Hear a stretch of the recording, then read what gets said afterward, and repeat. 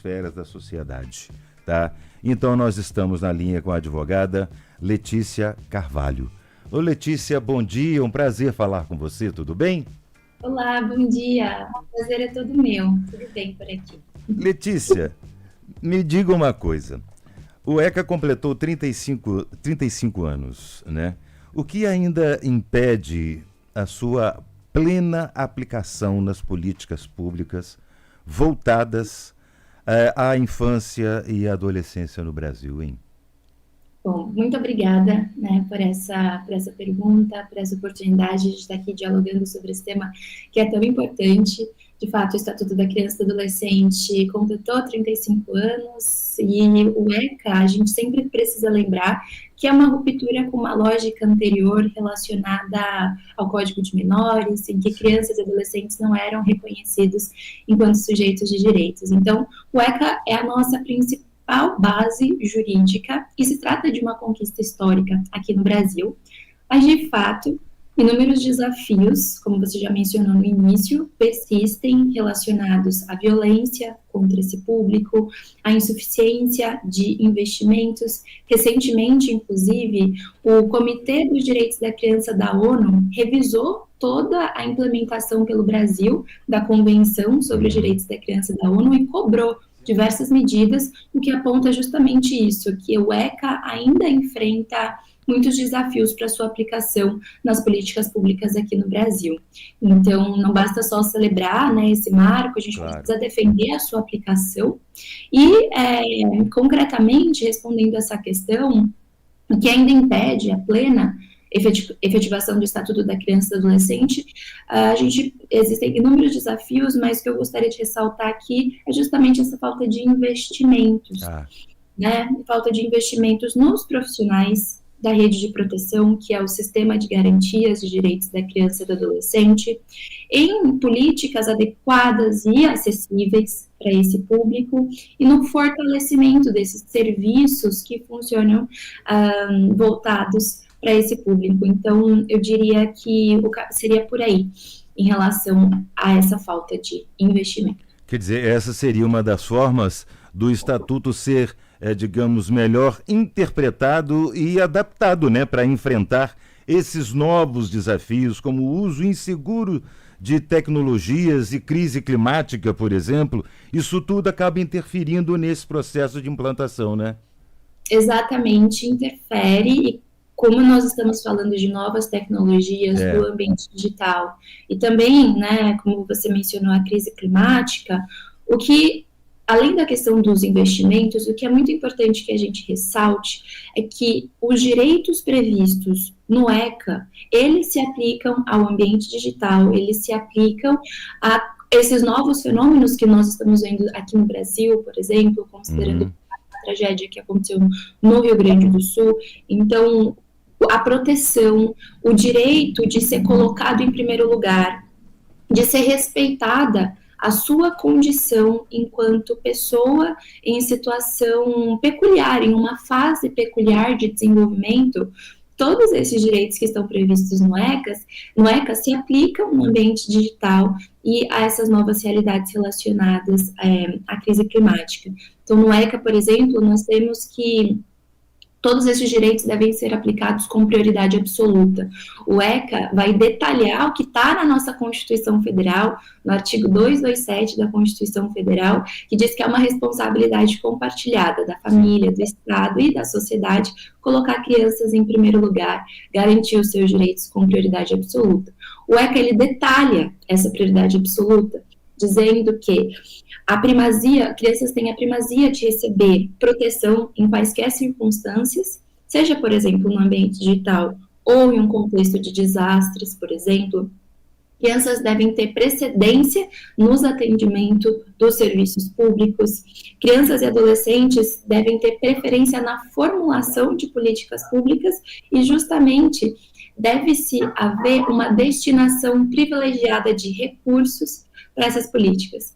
Então, todos esses direitos que estão previstos no ECA se aplicam no ambiente digital e também em relação a essa última situação que você mencionou da crise climática. Exatamente. E aqui, queria só retomar que o CONANDA, que é o Conselho Nacional dos Direitos da Criança e do Adolescente, publicou uma recente resolução, que é uma resolução 245, que vai justamente, a partir do ECA, trazer os direitos de crianças e adolescentes no ambiente digital.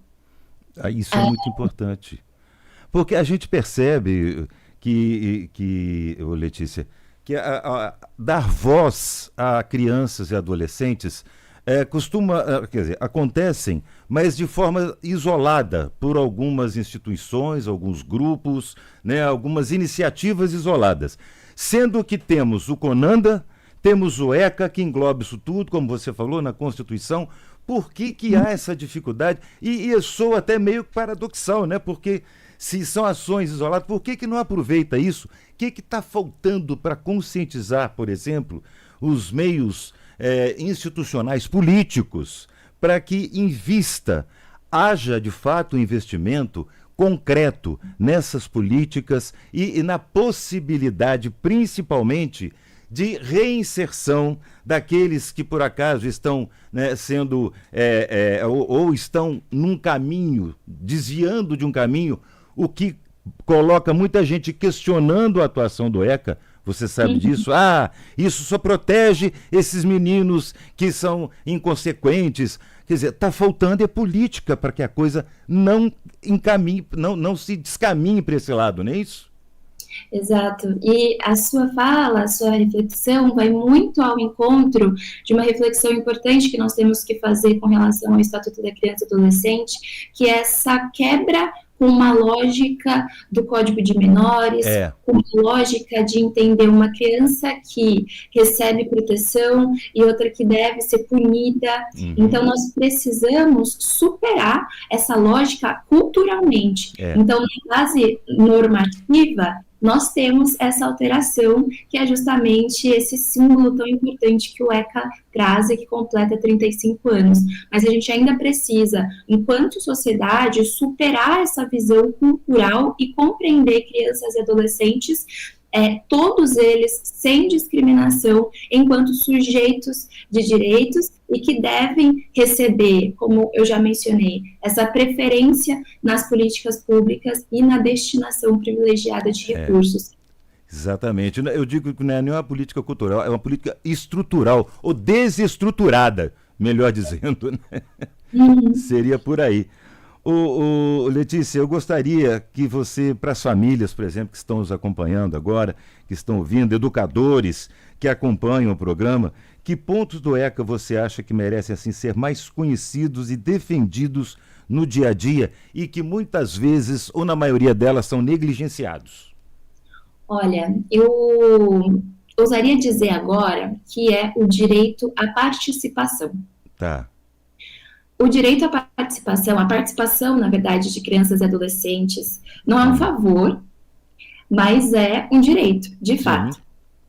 No entanto, muito por conta dessa lógica cultural e estrutural, como você mencionou, crianças e adolescentes ainda são vistas como apenas objetos de tutela e proteção, mas não enquanto sujeitos com voz e opinião sobre todos os assuntos que lhes afetem. Então, no Estatuto da Criança e do Adolescente, está ali previsto esse direito à participação em todas as medidas que afetem crianças e adolescentes. E eu acho que esse é um ponto que merecia mais atenção, inclusive na formulação das políticas públicas.